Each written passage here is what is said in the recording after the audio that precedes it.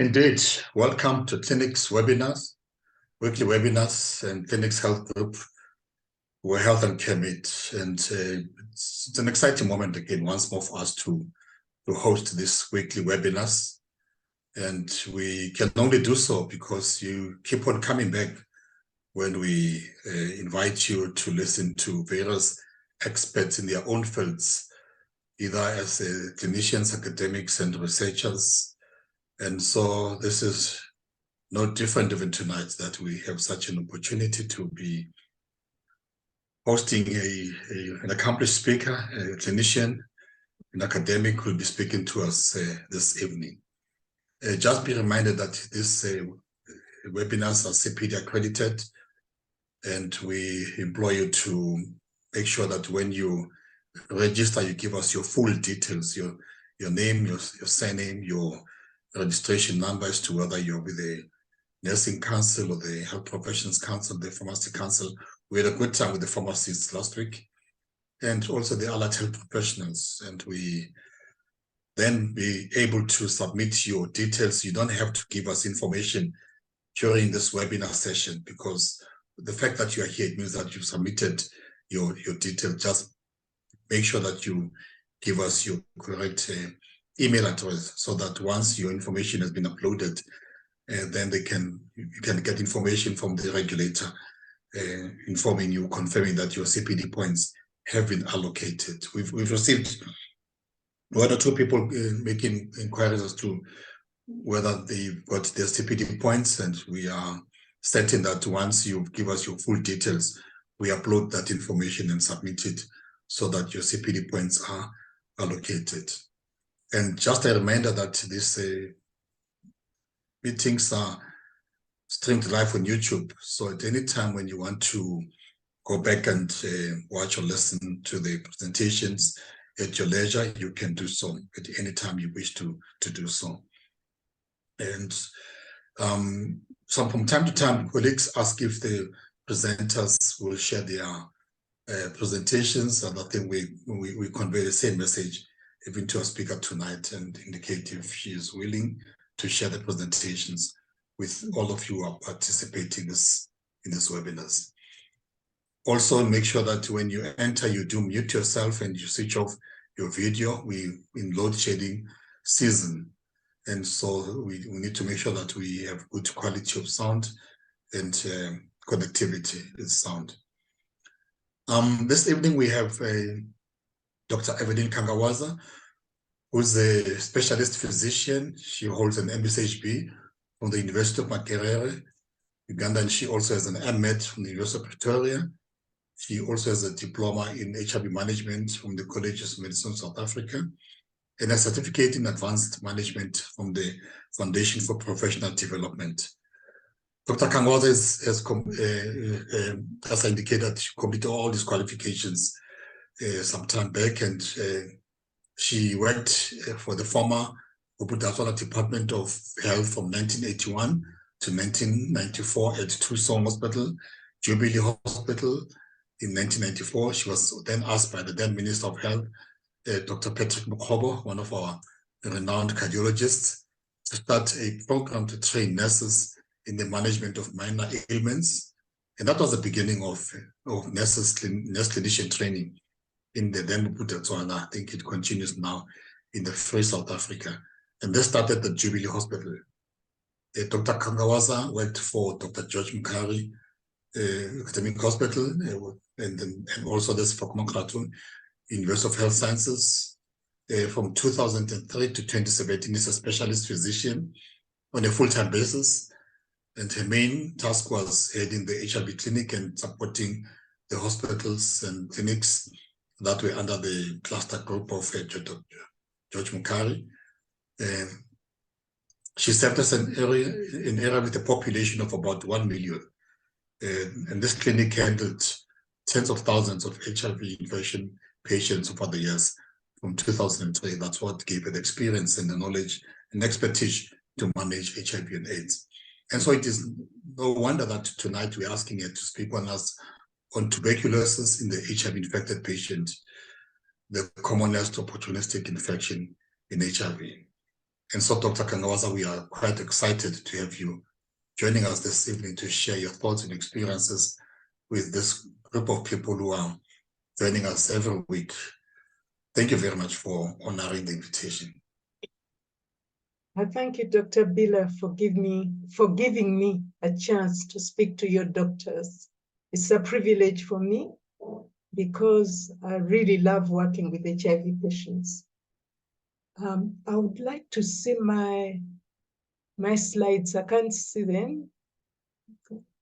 Should I click on share the screen? Yeah, share screen. I think I was giving you the right to share your screen. And just share your screen.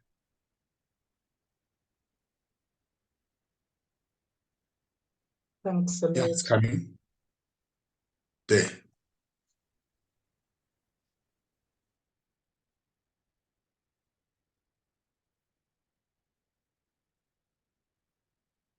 Okay, TB in HIV-infected patients. This is a topic that is very close to my heart because TB can be prevented and TB can be cured, but it's still the commonest cause of death in the country. I thought I would start with a lipoarabinomannan test. It's quite a new test for some of you who don't know it well. But this is, it comes from one of the layers in the wall of the TB organism. So lipoarabinomannan comes from the TB organism. And actually we are told that everyone with TB, regardless of the immune system status, has this lipoarabinomannan in the blood. But it's only a group of patients that get it in the urine. And these are people with very advanced HIV, especially with a CD4 count of less than 50. So we can do a urine test. It's like a dipstick test, point of care test, and it's done within 30 minutes. We do it on the urine, and the test has antibodies to this antigen. One should wait for 30 minutes for the test. And for people with a higher CD4 count, actually, it's usually negative. We found there is someone who did a study in SMU, and we found that it's mainly patients with a CD4 count below 50 that are sensitive to this test. Okay, so it is very important in patients who present with an atypical type of TB, patients who come with pulmonary TB with a normal looking chest X-ray, patients with TB, pulmonary TB, but no cough, or they have cough, but very scanty sputum, very difficult to get sputum to do the gene expert test. Patients with they look like they have TB, but gene expert is negative on the sputum. And they don't have clear symptoms of TB except weight loss. And also for those that have extrapulmonary TB. It is extremely useful because the other tests are usually negative. And this is the reference for LAM. Okay, Mycobacteria tuberculosis, some of you, I hope you don't get bored, but there are some points I want to emphasize. It is the top infectious cause of death worldwide. And as I told you, it is curable. So why should it kill so many patients? Of course, it's due to Mycobacteria tuberculosis.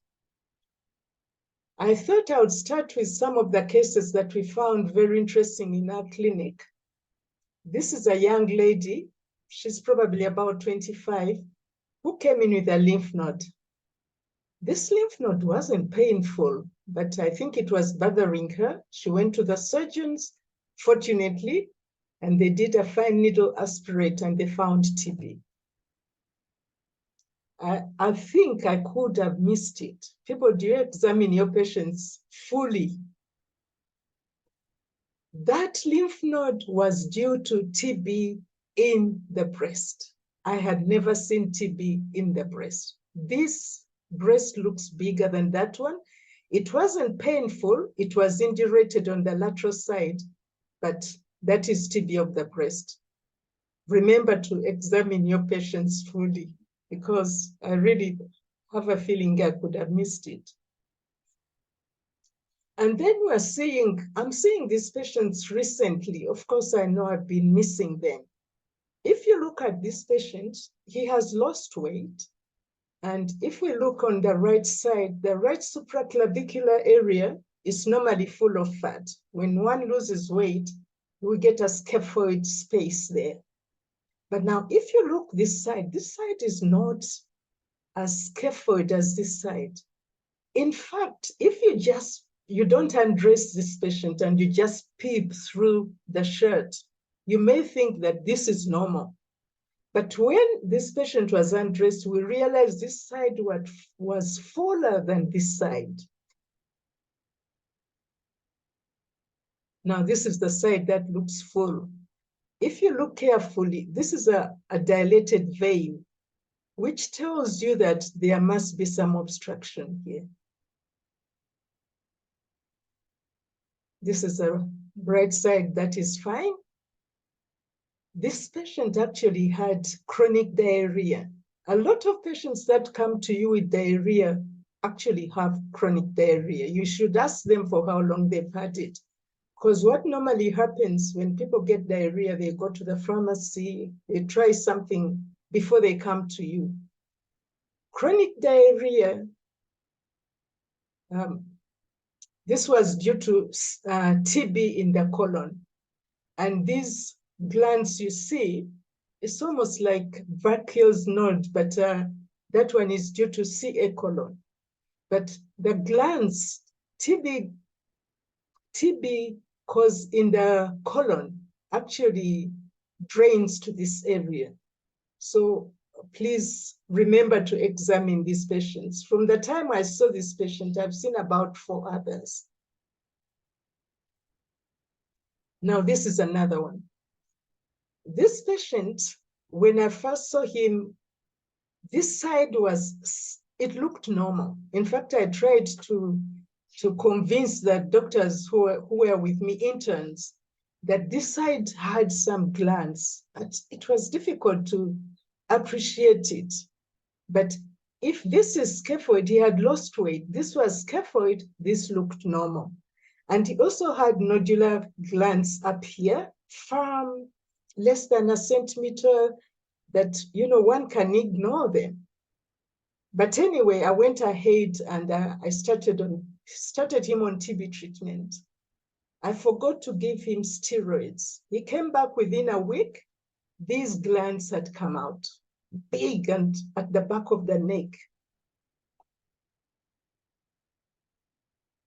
Okay, so he was started on anti-TB treatment. I forgot to give steroids. Remember, we have to give steroids for extrapulmonary TB. And he comes back with swollen glands. This is immune reconstitution inflammatory syndrome. And just a little bit about what it is. Of course, you know what it is, but it is worsening on new appearance of signs, symptoms, lab, radiological features in a patient who initiates either anti-TB drugs, in that case it would be called TB iris, or antiretroviral drugs, or both. It's common in TB infected, but it may occur with other opportunistic infections. We've seen it with hepatitis B or C. We have a patient and we don't know they have hepatitis. The liver enzymes are normal.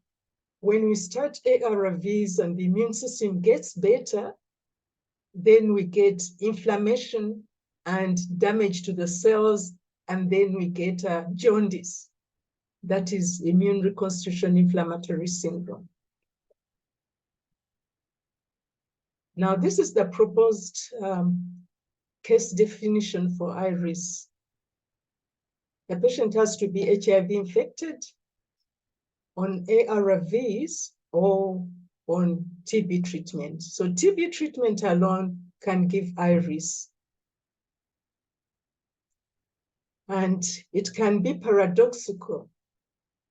This is worsening of the symptoms in a patient who started on treatment, like that man you saw there, who the glands were so small. We started on TB treatment, and then there was paradoxical worsening of the TB symptoms. And what causes it? Of course, when you start treatment, the immune system starts recovering, and the inflammatory reaction you didn't have before kicks in, and then you get very severe inflammation. Okay, you also have unmasking iris. This is an example of a 37-year-old who's assessed for initiation of ART, and the doctor couldn't pick up any evidence of opportunistic infection. The chest X-ray looked normal. Then the patient was started on antiretroviral treatment. This patient came back 9 days later. I saw this patient with a massive red pleural effusion. He had TB effusion. In fact, I was still working at SMU, Dr. George Mukari, and I took that X-ray to one of our professors. She's one of the best people who can read X-rays. Anyway, I showed her the X-ray and I asked her, what do you think of this X-ray? She looked at it and said, it looks normal. But when we looked deeper, we actually saw that there were some cavities that we hadn't seen. But anyway, there was unmasking of a disease that we didn't know was there. Mortality in the first 6 months of initiating ART is a significant problem in sub-Saharan Africa. And in that big hospital that I can't pronounce, I'm sorry, but it's Charlotte, M-A-X-E-K-E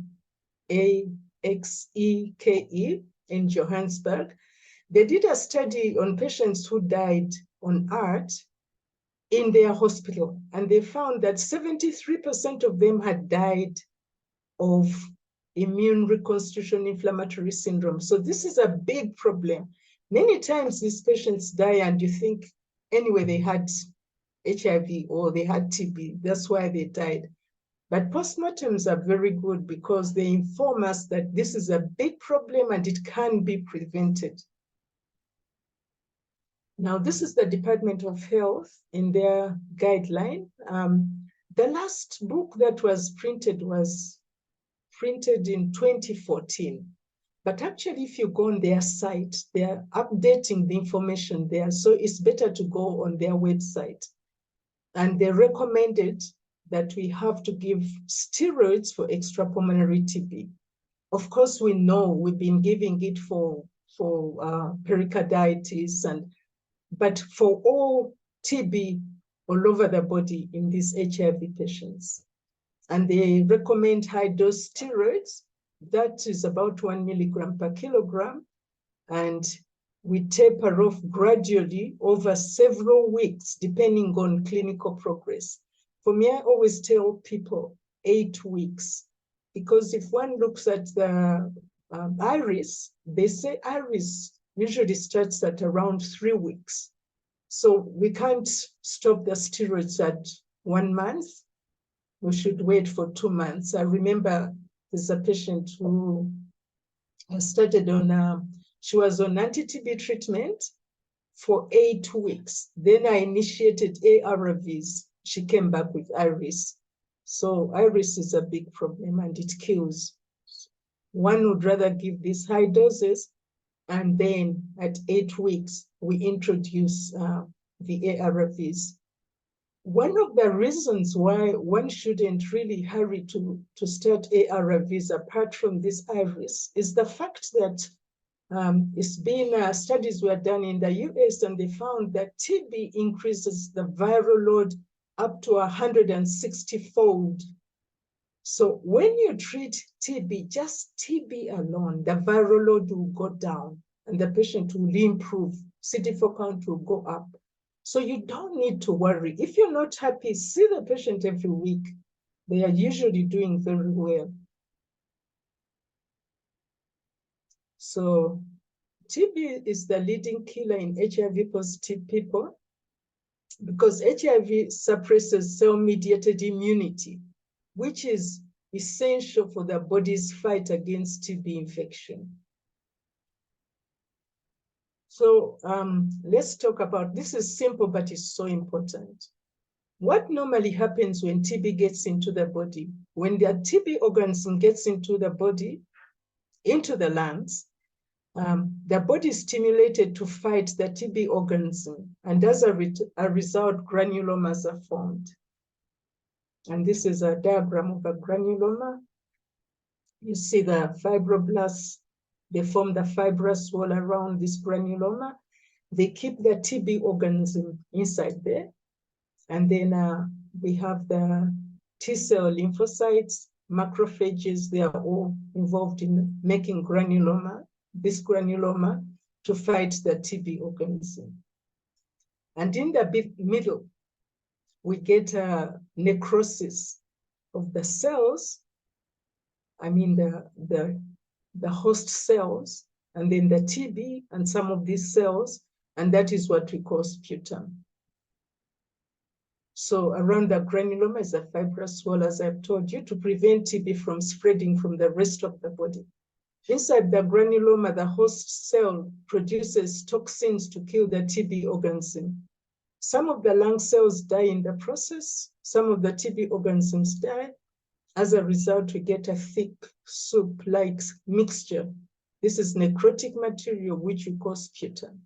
And this is coughed out. This happens in people with a normal immune system. Okay, and then of course, when sputum is examined, if they do microscopy, they will report acid alcohol fast bacilli. Gene expert will be positive. This is someone with a normal immune system. When the immune system is suppressed, especially when the CD4 count goes below 350, 350 is equivalent to about 22%. Poor granulomas are formed. Sometimes there are no granulomas at all. I remember one of the pathologists telling us that at postmortem, they find the TB organisms lying in the tissue, no granulomas at all. Sometimes there is minimum amounts of soup-like mixture, that is a necrotic material, and there will be no cough, or cough with scanty sputum, or cough with no sputum at all. But there will still be tuberculosis in the lungs. You see what I'm telling you, that if there's no cough, it doesn't mean there is no TB. If the chest X-ray looks normal, that does not rule out pulmonary tuberculosis in this group of people. Okay, and as I told you, because of the poorly formed fibrous wall, TB can spread easily to the rest of the body. In HIV, a patient may have pulmonary TB with no cough, cough with no sputum, have a cough with minimal sputum, have a normal looking chest X-ray. And this group of people is very important. If someone comes to you and you suspect TB, maybe they have a cough, slight cough, it's important to induce sputum. And we use the 3% hypertonic saline to nebulize them. And we are told by the pulmonologists that it's important that we give them a bronchodilator nebulization before we give the hypertonic saline, because hypertonic saline may cause bronchospasms. This is just to give you an example of how sensitive the tests we use, how sensitive are they? In order to get 1+ of AFB1+, you need at least 10,000 TB organisms in 1 milliliter of sputum. What about gene expert? You need about 100 TB organisms in that 1 milliliter of sputum. Culture is the most sensitive, and there must be at least 100 TB organisms in the sputum. TB culture is the gold standard for the diagnosis of TB, but remember, turnaround time is up to 2 months. And with HIV patients, we don't wait for that. If we suspect TB, we start TB treatment, but we need to to check on the TB culture, because it tells us whether the patient has drug-sensitive TB or drug-resistant TB. I just remember one patient who was admitted in George Muckary Hospital, and sputum was positive. That time we didn't have gene expert. It was AFB positive. The patient was started on first line. That's how we do it. The guidelines say that. So the patient was started on the first line. First 2 months, you give the 4 drugs. Continuation phase is rifampicin and isoniazid. That patient has had HIV and was referred to our clinic about 8 months later. When he came in, we found the surgeons had already seen the patient, and I think they did a CT scan. He had 6 abscesses in the abdomen. So we went to look for the result. Guess what? That patient, right from the beginning, the culture result showed that he had isoniazid resistance. So the first 2 months, he was on 4 drugs. Continuation phase, the patient was only on monotherapy. Remember, we give rifampicin and isoniazid, but the patient was already resistant to isoniazid. So why I'm giving this example is that when you take the culture, you have to take the patient's name and the clinic where they are taking their pills, I mean the TB treatment, so that, and also you keep checking on the culture results to see if there is any resistance, because if there is any resistance, this is a patient who must be started on MDR treatment. So this is what I was saying there. In HIV patients with a low CD4 count, because there is poorly formed granulomas or no granulomas at all, and because the fibrous wall around the granuloma is poorly formed or absent, TB spreads easily to the rest of the body. And of course, we call it miliary TB, disseminated TB, or extrapulmonary TB. What about the chest X-ray? What causes the changes on the chest X-ray is inflammation. So you need a good immune system to have a good chest X-ray. A poor immune system results in very subtle changes on the X-ray, and sometimes no changes at all. So a patient may have TB, pulmonary TB, but with a normal looking chest X-ray. A CT chest is a much more sensitive test, but it's not routinely done. I remember I was still in private practice, and I had this young lady. She was just ill. I didn't know what was wrong with her. Chest X-ray looked normal, but I think she had chest pain. So we did a CT, and we found on CT scan there was miliary TB. The whole chest was miliary mottling. And in addition, that patient had a hilar glands. The largest was 5 centimeters. We couldn't see it on the chest X-ray. So remember, these patients with a suppressed immune system, they are very delicate. If you find the chest X-ray is normal, but they still have symptoms of TB, you will have to start them on anti-TB treatment. Up to 80% of TB-infected patients have HIV. Therefore, offer HIV tests to all patients who present with TB and screen for TB in all HIV-infected people. We are told that in South Africa, over 2 in 5 HIV deaths are due to TB. That is almost 50%. TB is endemic in South Africa. Of course, you know what it means. I put that on for the students, that on any given day you find a TB-infected person in South Africa.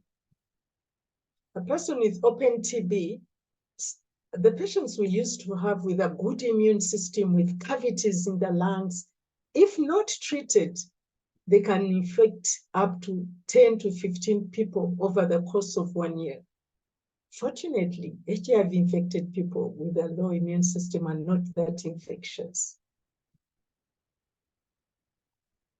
Okay, TB, of course, you know all this, that It's usually in the lungs. Usually people inhale it into the lungs. So a lot of adults would get pulmonary TB, but people with a suppressed immune system, other parts of the body involved, you get extrapulmonary TB.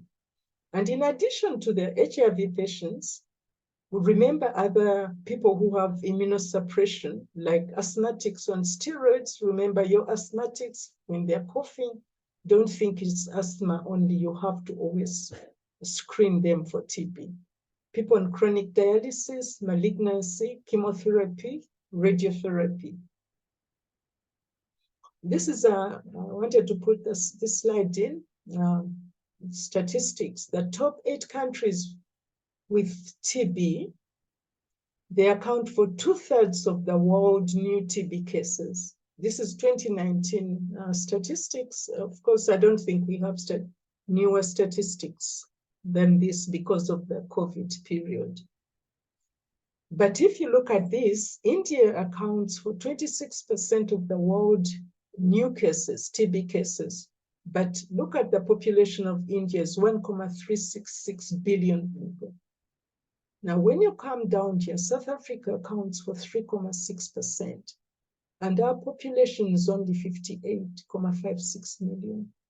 Bangladesh, same number of cases, but their population is 3 times as many. You ask yourself, why do we have so much TB? It's because of HIV.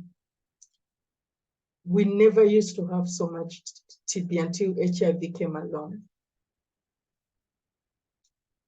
Okay, so the prevalence of TB in South Africa in 2019, we had 360,000 new TB cases and 58,000 TB deaths. And of these, 62% were HIV infected. TB is the commonest opportunistic infection in HIV-infected people in South Africa, and it's the commonest cause of death in HIV-infected people. Okay, I wanted to talk about wasting disease. This is very important. If you look at the World Health Organization HIV staging, there is what they call HIV wasting disease. But now listen to this. Does HIV cause wasting? Does it cause wasting? I don't think it does. Wasting and weight loss are usually the only symptom and sign of TB in advanced HIV disease. Okay? This, what they call HIV wasting disease, we actually use anti-TB drugs to reverse this wasting and weight loss. And the patients gain their original weight even before we start antiretroviral therapy.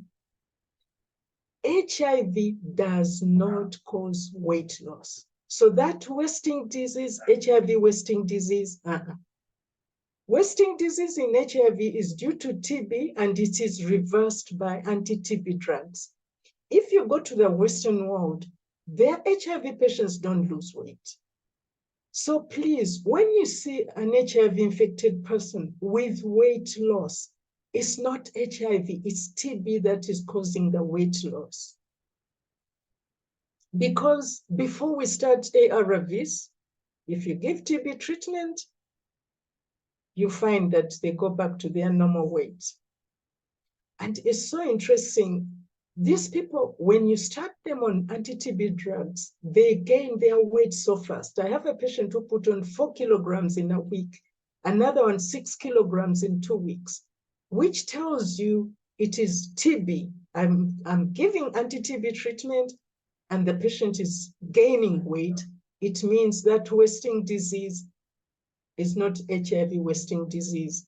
Why am I emphasizing this? It's because many people see HIV patients wasted and they think it's due to HIV. It's not due to HIV, it's due to TB. So please give them anti-TB drugs and then see them every week follow them up and you see I'm not wrong. That in the Western world, they don't have that wasting disease. So if an HIV-infected person presents to you with weight loss and wasting, please start them on anti-TB drugs while you run your investigations, because they die if you don't treat them early. What are the clinical presentations of, what is the clinical presentation of TB infection? Differences between HIV-infected and non-HIV infected. HIV-negative patients, the site is usually the lungs. I'm talking about adults here. HIV-infected patients, HIV-negative patients, it's usually the lungs. HIV-infected patients, the lungs, and frequently other organs as well. The risk of developing TB in South Africa, lifetime risk is 10%. In HIV patients, yearly risk of developing TB is 10%. So the risk of developing TB in HIV is 100 to 200-fold that of non-HIV infected people. Clinical features in people without HIV is very obvious. In fact, TB in non-HIV patients is treated by nurses in this country. It's the nurses that treat this TB. They refer their patients only when there are complications, but nurses manage these patients very well. So in patients who don't have HIV, it's very easy to make a diagnosis, and you get your results positive, start them on anti-TB treatment. HIV-infected people, the clinical features are usually not obvious, and they are often missed by doctors and specialist physicians. Clinical features: lack of appetite, weight loss, evening fevers, night sweats. This is in the non-HIV infected people. HIV infected people, weight loss is always present. It's the most sensitive sign and symptom. So that is all we have: weight loss. Cough in someone without HIV, adequate sputum, easy to make a diagnosis. In HIV-infected advanced disease, usually we don't get sputum. Sometimes the patient is just too weak to cough out the sputum. So these patients have no temperature. HIV-infected people do not put up a temperature because of the poor inflammatory reaction. It's quite amazing. I've been on the wards, and you look at the temperature chart over 10 days, 2 weeks, no temperature whatsoever. So when you ask your patient, are you getting evening fevers? They say no. And you think, oh, it can be TB. They don't get the fever because you need cytokines to put up a temperature, and they don't have enough of the cytokines. So no temperature, and because there's no temperature, there is no sweating. Two of the most important symptoms and signs in this group of TB patients. We don't have them in HIV. Expert MTB RIF. This line is the people who don't have HIV. It's almost always positive. HIV infected is negative in a large percentage of TB infected HIV patients. Chest X-ray, as we talked about this, that in people who don't have immunosuppression, chest X-ray is very easy to see, interpret. But those with HIV, there may be infiltrations, and by the way, their infiltrations are usually in the lower 2/3 of the lungs, which suggests hematological spread. If you see that, that should warn you that this patient has extrapulmonary TB, has miliary TB. Okay, B, miliary, small nodular infiltrates, hilar lymph nodes, usually not obvious on chest X-ray, but easily seen on CT scan. Chest X-ray usually looks normal.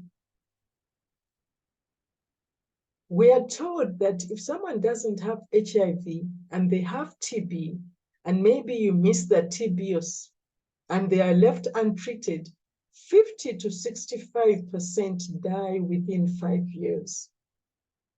On the other hand, if they are HIV infected, if you don't treat them, almost all of them die within weeks to months. So this is an emergency, please. The disease progresses very fast in HIV disease and requires emergency response. Treatment, good response in non-HIV infected, anti-TB drugs. HIV infected, some may get paradoxical response, worsening of the symptoms, immune reconstitution inflammatory syndrome, and the mortality is high, especially in those with a very low CD4 count. So the challenge in managing TB in HIV lies in making the diagnosis. As HIV disease progresses, diagnosis of TB using the usual diagnostic methods readily available to us becomes very difficult. Therefore, clinical diagnosis is extremely important. Clinical diagnosis.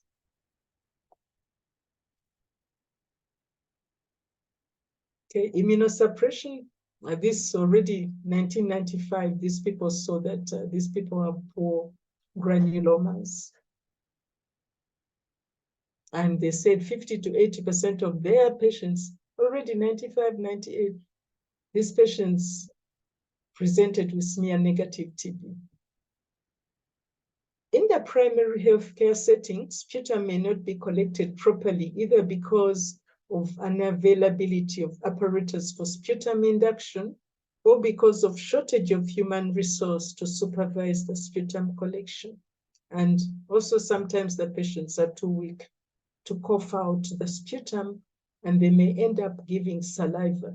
They may put saliva in the specimen bottle. So I always tell doctors, please, you must look at the sample before you send it to the lab, because we are going to base our treatment management on the patient, of that patient, on that sample. Okay, of course, you all know that the first test we use now is expert MTB RIF, and it is very sensitive if AFB smear, in AFB smear, positive TB. And also, we are told that 35% of patients with culture positive TB have a negative gene expert. So a negative gene expert doesn't rule out TB. You understand what I mean?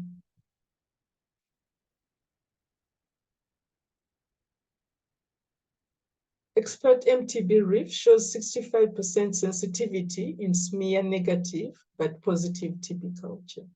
Therefore, negative expert MTB RIF does not rule out TB in advanced HIV TB co-infected, especially when the CD4 count is below 350. I got these guidelines from the Department of Health. I just want to show you this. They say that if you suspect TB, you do the gene expert. If it is negative, you consider the HIV status of the patient. If they're HIV patients, reassess the patient clinically. Because if they're HIV negative, it's not difficult. Try antibiotics and follow them up. But in this group of people, you have to be careful. Reassess the patient clinically, do a chest X-ray, collect another specimen for culture. And then they say if X-ray findings are consistent with TB, treat as TB susceptible. Treat as drug susceptible TB. You start regimen 1, follow up with the culture results. If drug susceptible, you continue. And then they say if X-ray findings are normal, treat with antibiotics, monitor response to treatment after 1 week. Remember, I've told you many of them have normal looking chest X-rays, and yet they have TB. And I want to tell you that the most important in this group is weight loss. So you have to be careful interpreting this.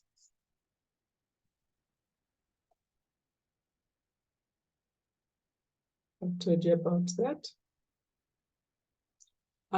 Already 2007, the World Health Organization observed the difficulty in interpreting chest X-rays, even by trained physicians, and recommended that steps should be taken to remedy this through training of clinicians.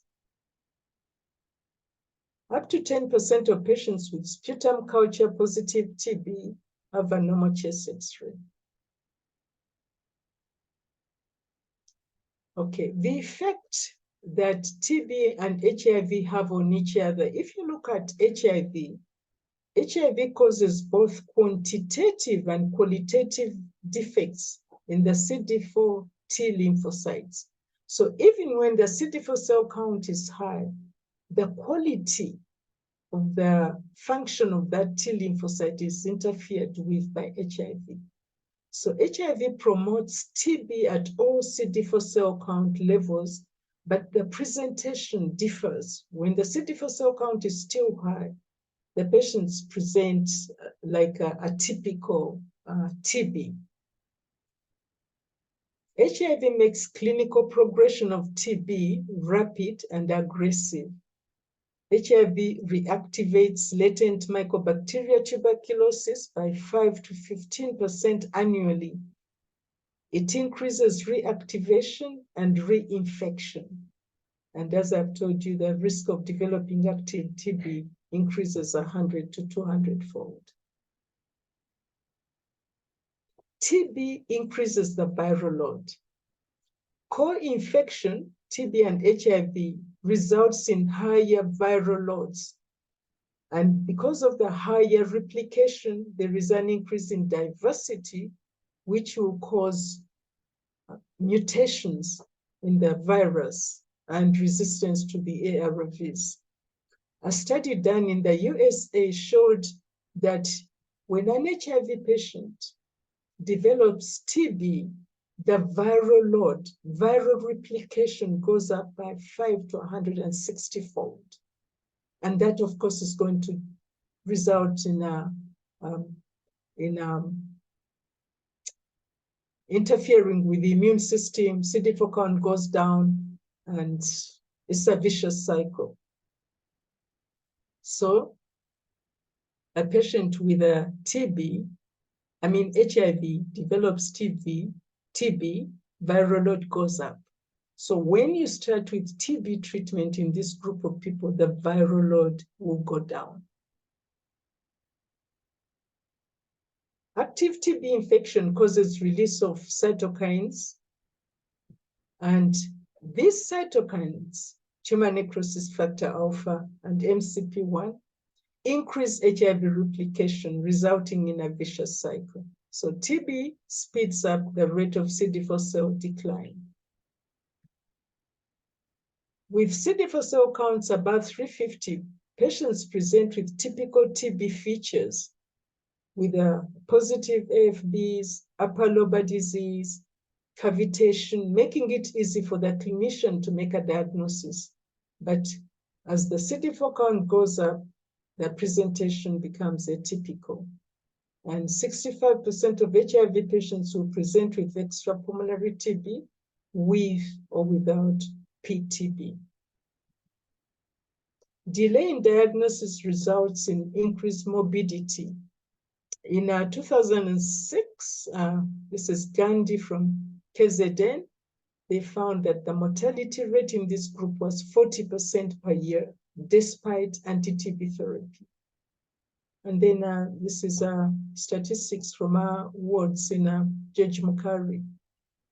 2016, if you looked at the mortality, 1 in 3 of the deaths was due to tuberculosis. Patients present to the hospital. You know, we look at these patients. I don't know where you're working, But in the hospitals, we look at the patient and you wonder, where have they been? They come in too late. We even suspect they've been to the witch doctor. Now look at this.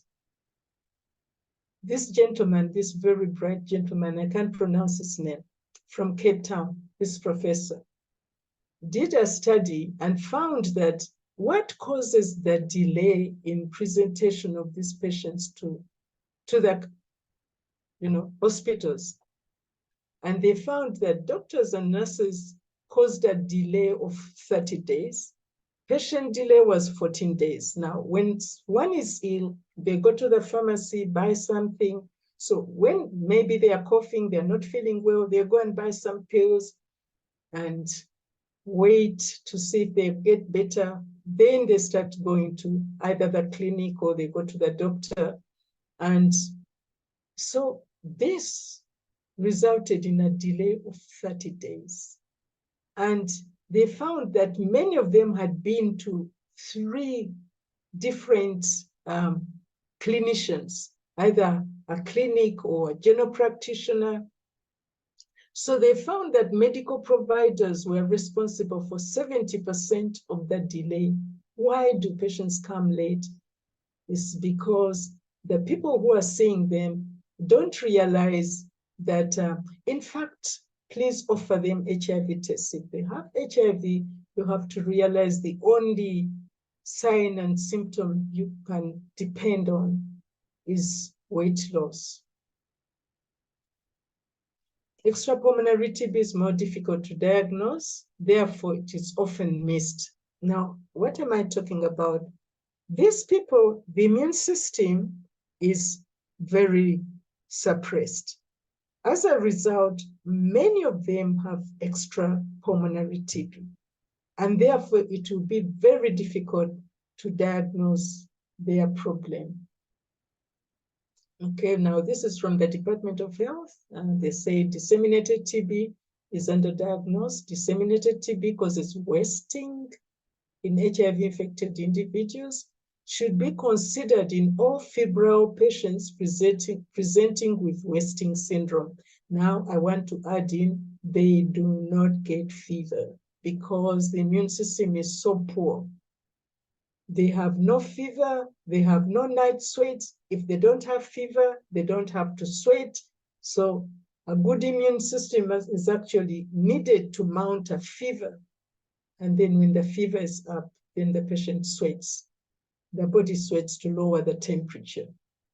So these are symptoms that, when you're studying, it's hammered into us. Night sweats, fever, evening fever, night sweats, that's TB. They don't have it. The only thing they have is weight loss. And these are people who spend daytime in bed. You should always ask your patients, are you still working? Those who have been working, they stay at home and they spend daytime in bed because they are actually very sick. So diagnosing TB in HIV-infected people, you need a good history as the patient lost weight. Try to get relatives to find out. I once had a patient who, she was size 25 when I saw her. And for me, she hadn't lost. She looked good. She told me she used to wear size 35. So please get a history. A feeling of tiredness and malaise, poor appetite. Now, fever, remember, is usually absent. Sweating, usually absent. They spend daytime in bed. This is functional status. Signs and symptoms specific to the organ involved, like diarrhea and GIT, TB. So good examination, look for pallor, which shows anemia of chronic inflammation, lymphadenopathy. Usually they are very small, even not more than a centimeter. They are firm, there's no caseous necrosis. They are mobile, they are not matted, they are nodular, okay? Wasting, sometimes not so obvious, so find out from the relatives.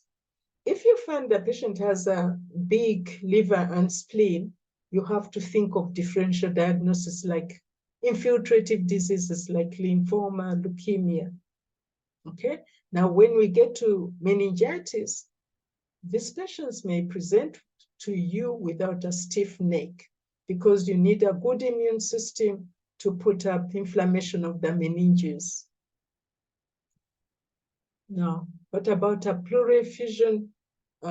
We know what tells you whether it is an exudate or not, but many times you find the protein, the lactic dehydrogenase, the ADA, you find they are normal because there's a problem with inflammation. And that is a pleural effusion. And then in advanced disease, because of the pro-inflammatory response, these ones may be normal.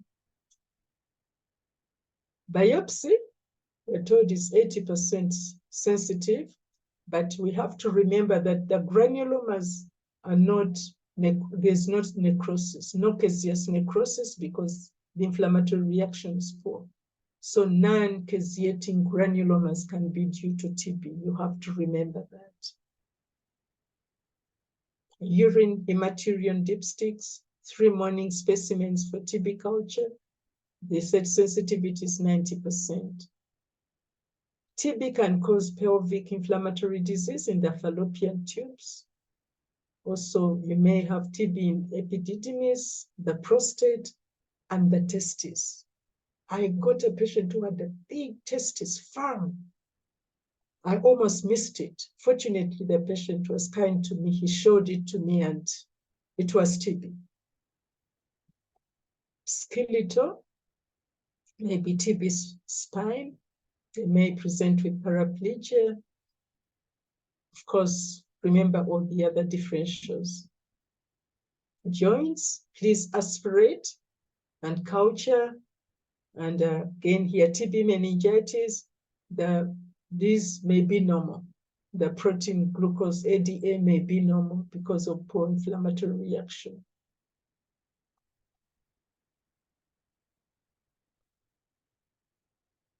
Now, chronic diarrhea.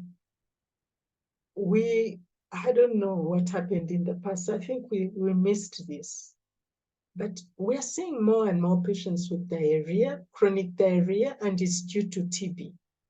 So take a stool, ask for expert MTB reef on the stool and TB culture. But remember, this takes 6 to 7 weeks. If they are wasted, they have HIV, please start them on anti-TB treatment and steroids.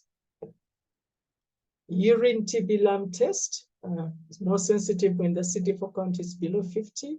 Abdominal sauna, you may see paraiotic glands, liver and splenic infiltrates, splenic abscesses, that moth-eaten spleen that we learned. We find in infective endocarditis, we actually find it in TB as well. TB abscesses in the spleen. Intestinal lesions, there may be lesions, then you have to do colonoscopy and biopsy. PET scan, if you have it, is very good. It lights up all the inflammatory lesions in the body. The other thing is a perianal fistula. Perianal fistula is almost always TB. So start your patient on TB treatment and steroids, and then refer them to the surgeon because a biopsy is needed. And the dose of prednisone, recommended dose, high dose, they say high dose steroid, that is about 1 milligram per kilogram for 2 to 4 weeks, taper off gradually over several weeks, okay, and watch the clinical progress. One shouldn't be worried about the doses of the steroids because we are told that rifampicin lowers the levels of prednisone. They say up to 50%. So if you're giving rifampicin, you can give high doses of steroids. Then there is pericardial TB. Usually there's no pericardial rub. It's found in only 30%. And then miliary TB. And then I want to talk about this eye, a red eye.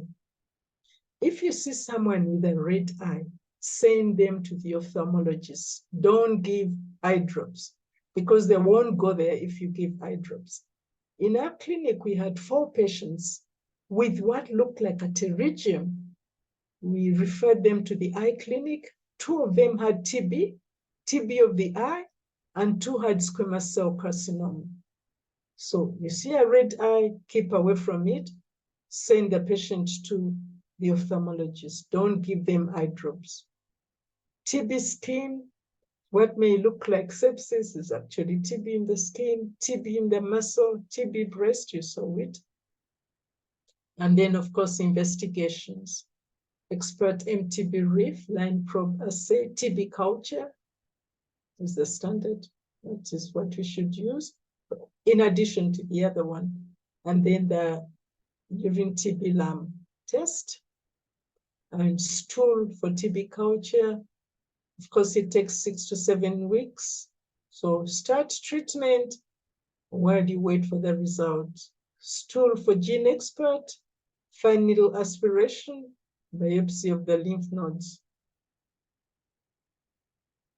Urine for AFBs and TB culture, bone marrow aspiration, and cytopathology. I'm sorry, I didn't read up on this one. I know they did a study in Baragwanath, I think. Cytopathology for TB. And TB culture, microscopy, ultrasound of the abdomen, CT chest, PET scan, liver biopsy. And then, of course, remember, TB granulomas may not be caseating.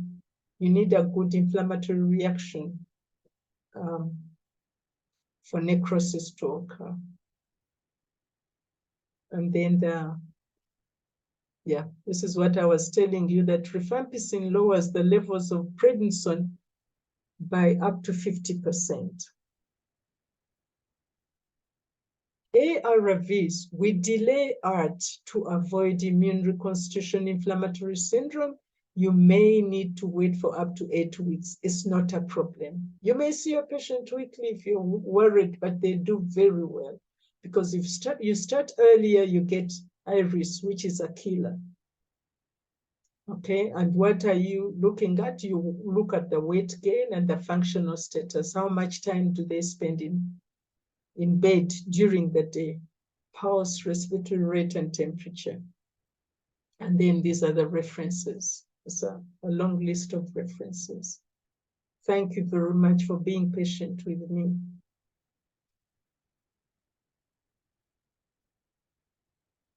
Well, thank you very much, Dr. Kangawaza. Quite a comprehensive presentation on HIV and TB presentation and management, such that there are quite a number of people who are asking for the slides, because it's quite a lot to absorb in this short space of time. So I wonder if that is okay with you to share the screen, Perfectly the slides. Right. Yeah. So we'll do. So when you give them to us, then we'll be able to share them with everyone else. I'll send them to you. Okay. My network was quite unstable at some stage, and so I lost a few of the first questions. So I'll go through the questions that I have, and I've asked my colleague Kamu to help me with the first few questions that I might have lost. I think about 3 or 4 questions. I'll start with the first one from Dr. Desai. And he asked the question, what do you think of giving all HIV patients, positive patients, INH prophylaxis despite the negative test, more especially in pregnancy? Pregnancy? Yeah, in pregnancy, giving them INH prophylaxis. All of them, even if they are test negative for TB. I must be honest with you, I hate it. Because if I can't diagnose TB, then I can't give you INH. I mean, we have a big problem making the diagnosis. So I wouldn't give it. When it comes to pregnant people, what I found out is as HIV disease progresses, the menstrual cycle is interfered with, so they don't get babies. The people who have, the people you'd expect to have extrapulmonary TB TB that is hiding, they don't normally get babies. So I think it would be safer in a pregnant woman, because if they can get a baby, then they don't usually have extrapulmonary TB. But in our setup right now, I wouldn't give INH prophylaxis, because you give INH prophylaxis after ruling out TB. And our biggest problem is we can't rule out TB. I don't know if you've noticed that MDR TB, the numbers are going up. It's because we are giving to INH to people who have TB, hidden TB. And so they are developing resistance.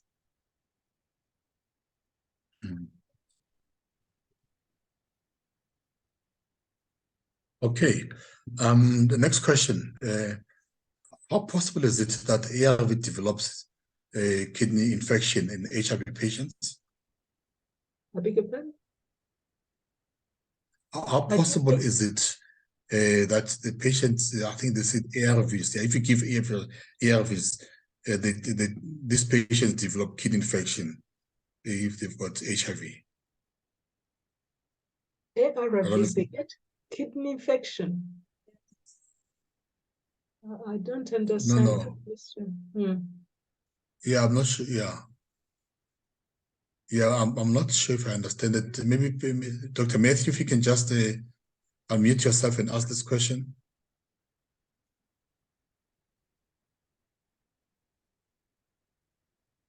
We'll come back to Matthew. If you can just unmute yourself, we'll come back to that question. Okay, go ahead. I was asking ahead, if someone, can you hear me? Yes, I can hear you. Okay, good evening. I was asking if someone is taking ARVs, is it possible that maybe can be developing some kidney challenges or other condition? Yeah, some of our drugs can cause renal kidney damage. So we have to keep checking. We have to monitor our patients. Tenofovir can actually cause kidney damage. Okay, thanks so much, ma'am. Okay, thank you very much. I've got someone in my house who keeps on shouting something. She's listening, and maybe I will ask her to say something also. You want to say something?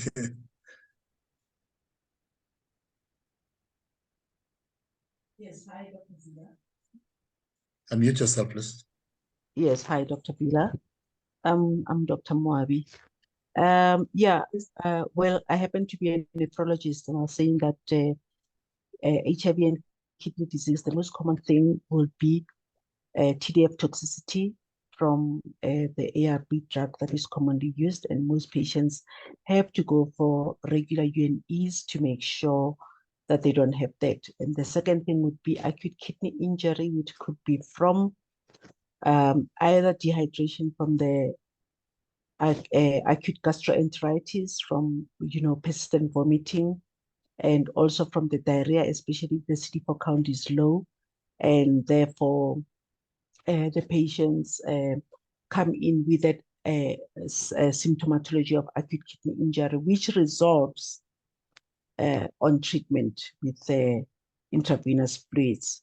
Also, sepsis can cause acute kidney injury, but once it is cleared, the patient goes back to normal. I've had a patient who had a CD4 count of 2 coming in with a pneumonia, had TB, had acute PCP, PCP, and had end-stage renal disease secondary to all these problems. Admitted in ICU, and there was resolution of the disease, and the patient actually is back home with a GFR of more than 80.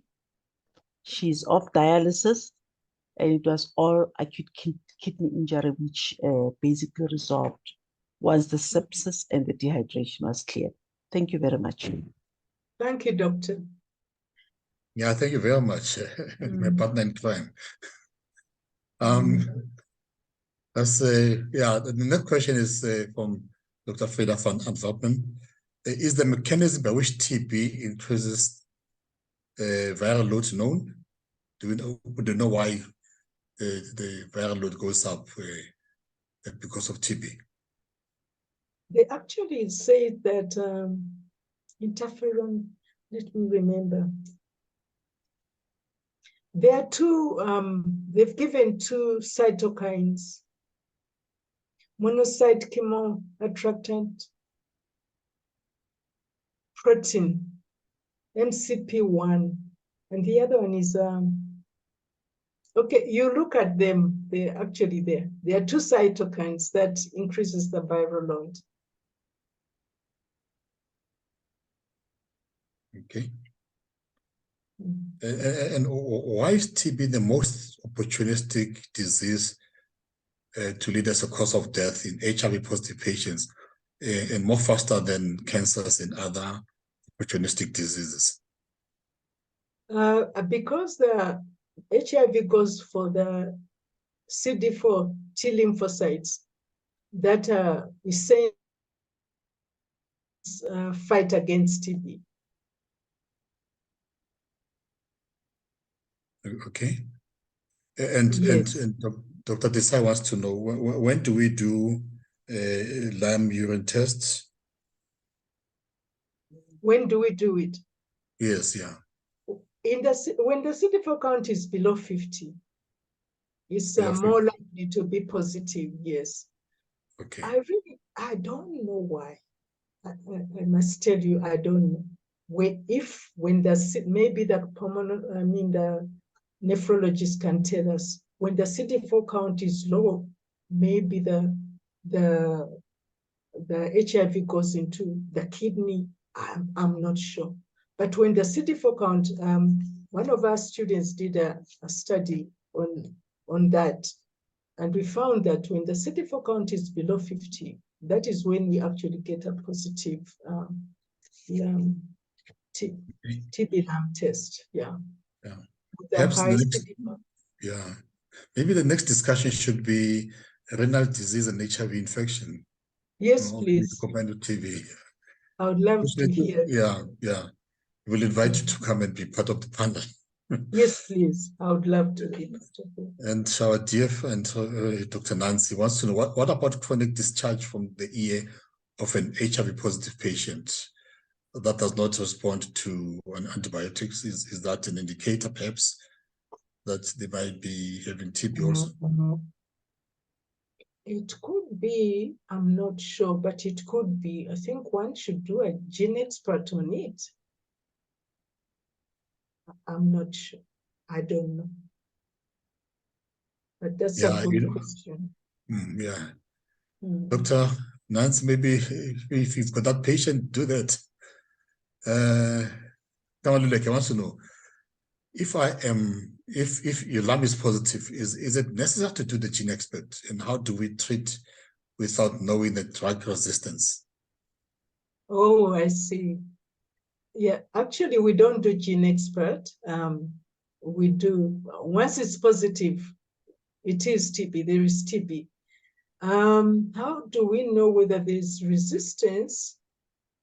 If one can get, let's imagine we know where the lesion is and the biopsy can be done, then one can send that one for culture. But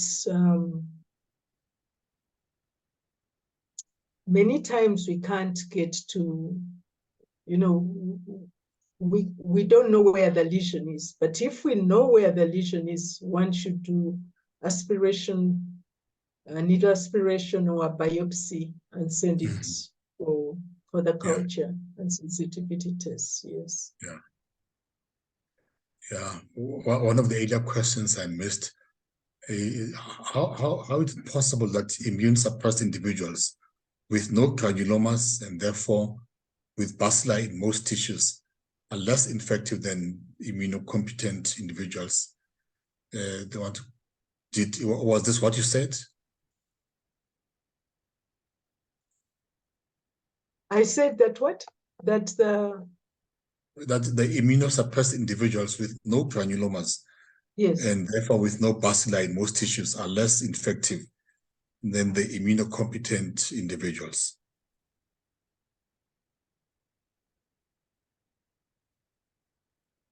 I don't understand that question.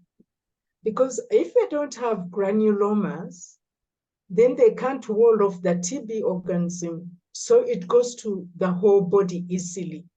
That's why Yes. they tend to get extrapulmonary TB. So it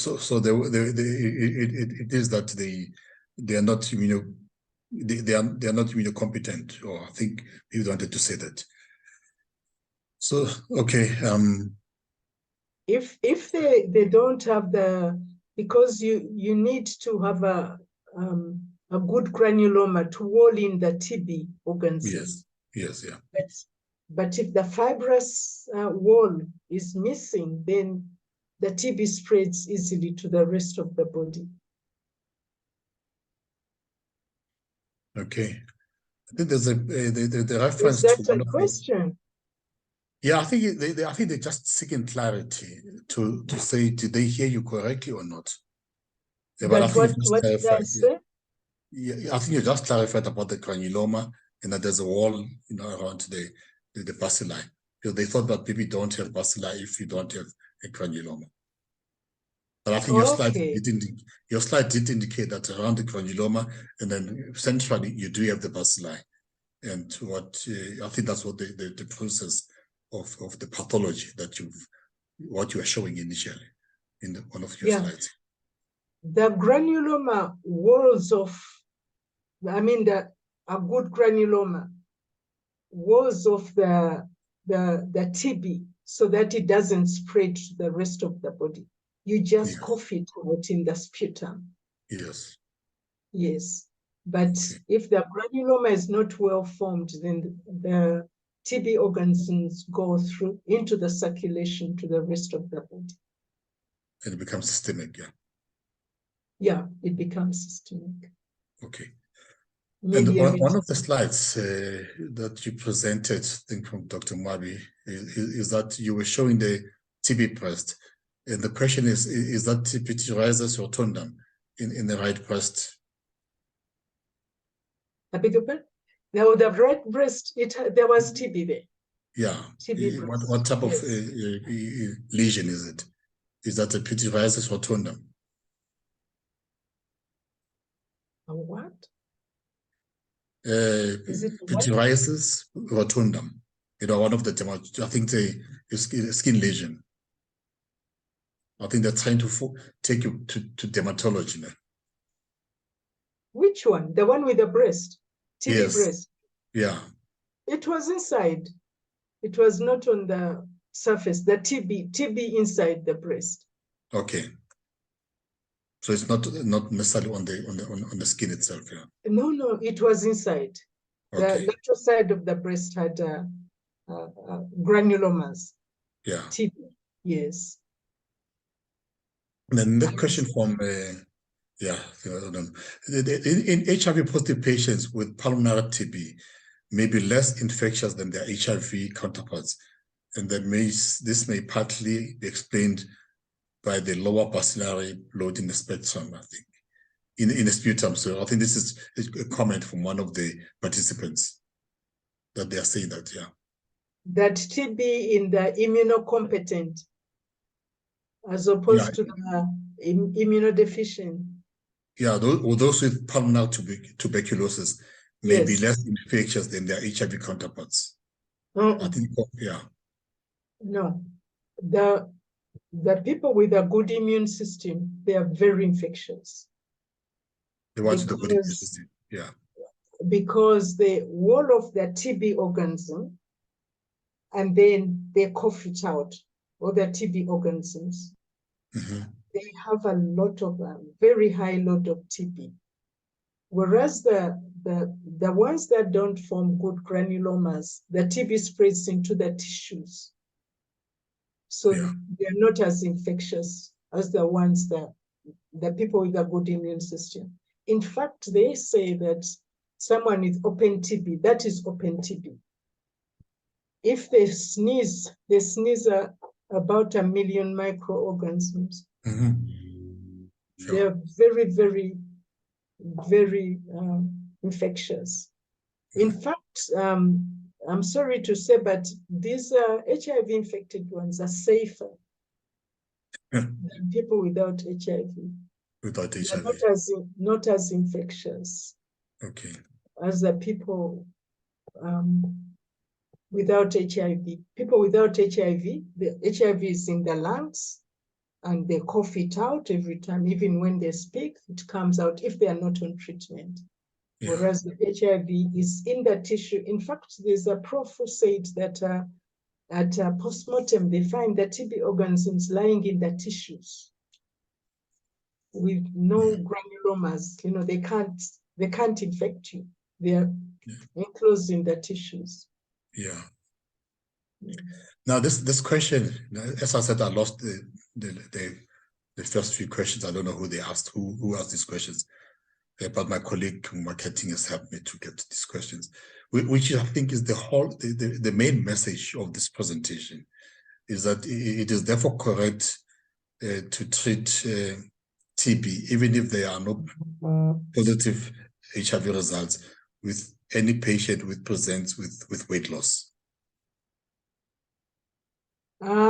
Okay, someone presents to you with weight loss and you don't know whether they have HIV or not, because ideally offer them HIV test. Yeah. Yes. Because you need to know if they have HIV. And if they are losing weight, non-specific presentation, because they don't have night sweats, they don't have evening fever, night sweats, and the chest X-ray many times is normal.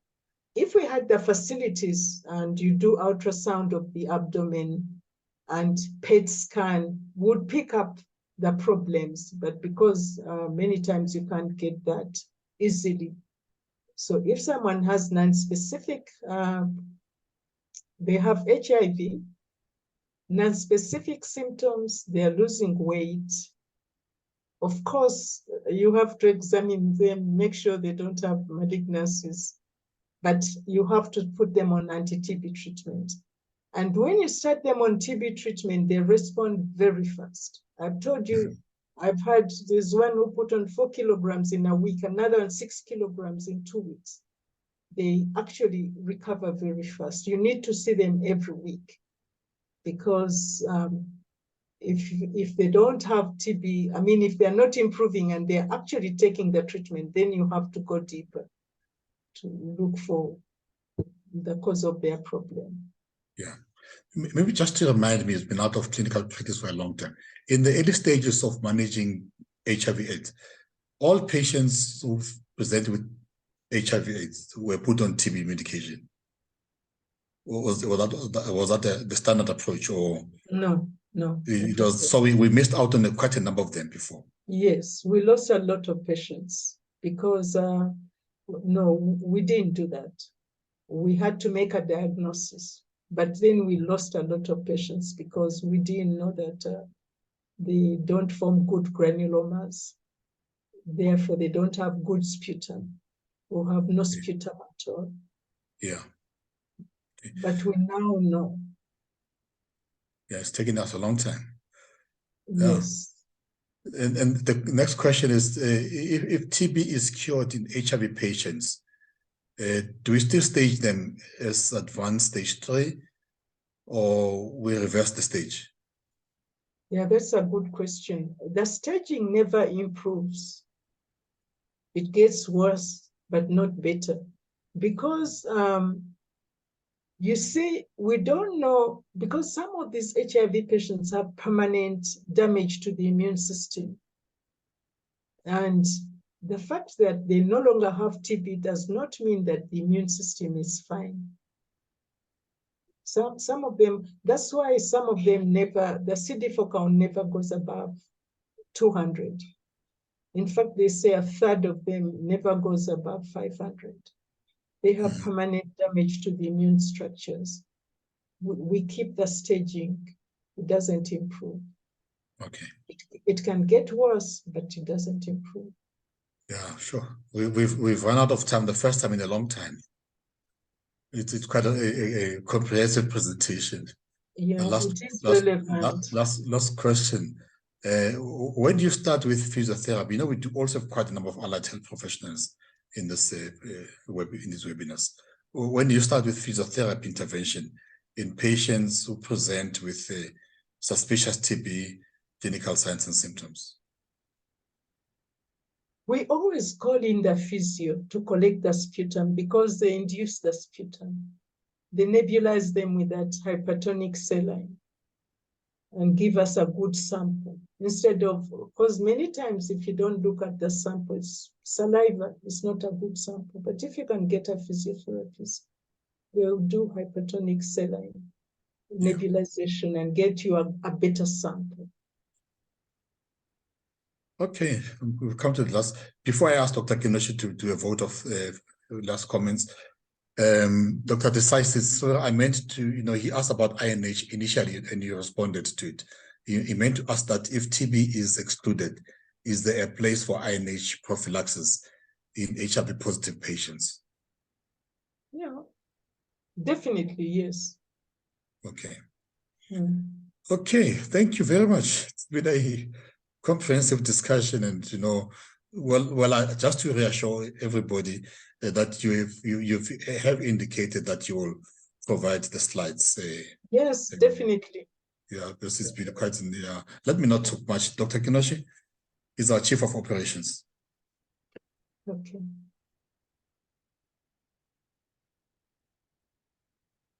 Good evening, everyone, and good evening, Dr. Kangawaza.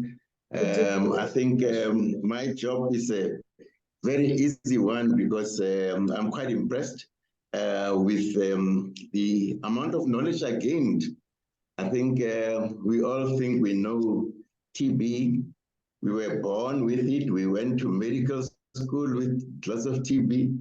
We became young doctors and even old doctors now with lots of TB around us. I mean, it's one of the endemic diseases in the country, and we all think we know all about it.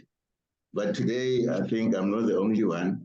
We realize just how much we don't know about TB. I've learned a lot. I hope I'm talking for quite a number of other colleagues on the line who've learned a lot, and I don't envy those who've missed the lecture. I think it was a very informative lecture, especially on TB in HIV, which is also another endemic disease. Thank you very much, Dr. Kangawaza. And I must say, it also proves a point that people should not just log in to obtain CPD points, because I have heard colleagues saying, no, I need to log in because I need to keep up my CPD points with the HPCSA to maintain my registration. But I think people should also log in to renew their knowledge of medicine and to learn about the advancing body of knowledge in medicine, but also, you know, new technologies, new remedies. I think there's always something new to learn, and I think you've given us a lot of that today. I thank you, Dr. Kangawaza. I think I should, Dr. Bila, also thank Kamohelo in the back room. He keeps these webinars going with the technology. Dr. Kamohelo Busakwe, one of our IT specialists, and in communication as well. But I should thank you as well, Dr. Bila. I think you run the webinars very well. You've been doing so. We've been running the webinars since COVID time, since 2020, and we've run them nonstop, even post-COVID. And I should thank Clinix Health Group for providing the resources to have these webinars going on all the time. I think we contribute as Clinix to the quality of care of the people of South Africa. Maybe indirectly, you may say, but I think by making sure that healthcare professionals are kept up to date with the latest information, I think you end up treating their patients much better. Thank you very much, Dr. Evelyn. I'll leave it to you to close the session. Thanks. Thanks, Dr. Kirosh, and we appreciate that Clinix gives us the platform that we're able to give these presentations, and Dr. Kangawaza and everybody else, colleagues, thank you for logging in. Next week, we'll be discussing renal disease. So thank you very much, and hope you all join in once more, and have a good night. Thank you very much, Dr.